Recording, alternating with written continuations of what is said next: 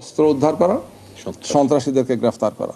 তো এ ব্যাপারে ওনারা আমাদেরকে বিভিন্ন পদক্ষেপ যেগুলো নিয়েছেন, আইনশৃঙ্খলা বাহিনীর প্রধানদের সাথে, তারপরে অন্যান্য বাহিনীর প্রধানদের সাথে মিটিং করেছেন, বলছেন আজকে আমাদের একটা মিটিং এখানে হয়েছে। এই সব মিলে ওনারা আমাদেরকে বলেছেন যে আমরা এই সমস্ত উদ্যোগগুলো নিয়েছি। আমরা বলছি না, জনমনে এটা নিয়েও উদ্বেগ আছে, উৎকণ্ঠা আছে। আপনাদের পক্ষ থেকে আরও দৃশ্যমান আমরা দেখতে চাই যে আপনারা নিকট ভবিষ্যতে সামনের দিনগুলোতে যাতে এই ব্যাপারে প্রয়োজনীয় পদক্ষেপগুলো গ্রহণ করে। এরই সাথে আমরা আরেকটি বিষয় বলেছি যে আমাদের নেতৃবৃন্দ যারা নির্বাচনে ভূমিকা রাখছেন, আমাদের আমিরে জামাত, সেক্রেটারি জেনারেল, কেন্দ্রীয় নেতৃবৃন্দ, শীর্ষ নেতৃবৃন্দ ব্যাপক সফর করবেন, বিভিন্ন জায়গাতে তাদেরকে যেতে হবে। তাদের নিরাপত্তার বিষয়টি আমরা দৃষ্টি আকর্ষণ করেছি যে কেউ অনেক ফেসিলিটিস পাবেন, ভিভিআইপি ফেসিলিটিস পাবেন, আবার কেউ পাবেন না। এটা তো লেভেল প্লেইং ফিল্ডের হলো না। এটা এই বিষয়টি ওনাদের দৃষ্টি আকর্ষণ করেছে। ওনারা বলেছেন যে এই বিষয়টি সংশ্লিষ্ট যে মন্ত্রণালয় দেখেন তাদের সাথে তারা কথা বলবেন, ওনাদের পক্ষ থেকে প্রয়োজনীয় ভূমিকা ওনারা রাখবেন।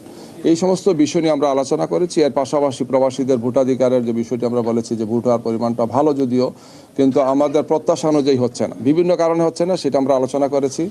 যে ভোটাররা যখন যান সেখানে ভোটার হতে গিয়ে রেজিস্ট্রেশন সহ এই প্রক্রিয়া যে অ্যাপসগুলো ওনারা করেছেন খুবই স্লো, বিভিন্ন সমস্যা ওনারা বলেছেন যে বিভিন্ন ধরনের সমস্যা হচ্ছে, কী কী কারণ হচ্ছে সেগুলো ওনারা চিহ্নিত করে ব্যবস্থা নিচ্ছেন। আমরা বলেছি যে প্রবাসীদের বিরাট প্রত্যাশা, প্রায় 100 কোটির উপর ভোটার হওয়ার মতো এখানে হয়েছেন, সব মিলে 6 লাখের বেশি এখনও হন নাই, 6 লাখের পাশাপাশি হবে ওনারা বলেছেন।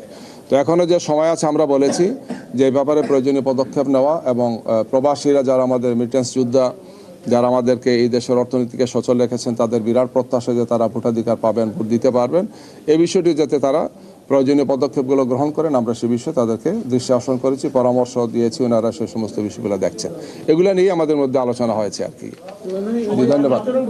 আচরণবিধির ব্যাপারে আপনারা কথা বলছেন বারবার। আচরণবিধি আমরা দেখেছি যে ভার্চুয়ালেও কিন্তু অনেকে কাউকে অ্যাটাক করে বা যে কথাগুলো বলা হচ্ছে, এবার ইসি বলেছে যে এই ভার্চুয়াল বিষয়গুলোকে তারা নজরে আনবেন এই ক্ষেত্রে, এবং এই পর্যন্ত যে আচরণবিধিগুলো লঙ্ঘন হয়েছে এতে কোনো দৃশ্যমান ব্যবস্থা তারা নিয়েছেন কিনা, এই দুটো বিষয় নিয়ে কোনো কথা বলেছেন? আমরা যখন আলাপ করেছি ওনারা দেখলাম কিছু কিছু বিষয় সম্পর্কে অনেক সময় জানেন না মনে হলো। আর বললাম যে না, আপনাদের অবশ্যই তো এ ব্যাপারে একটা ব্যবস্থা থাকা উচিত যে মানে ভার্চুয়ালি বা অনলাইনে এই যেগুলো হচ্ছে এগুলো দেখার মতো ব্যবস্থা থাকা উচিত। আমরা কিছু ওনাদেরকে দেখিয়েছি যে একটা আইটেম যে এই ধরনের এগুলো হচ্ছে, তো ওনারা বলেছেন আমরা এগুলো ব্যবস্থা নেব, নোট নিয়েছেন।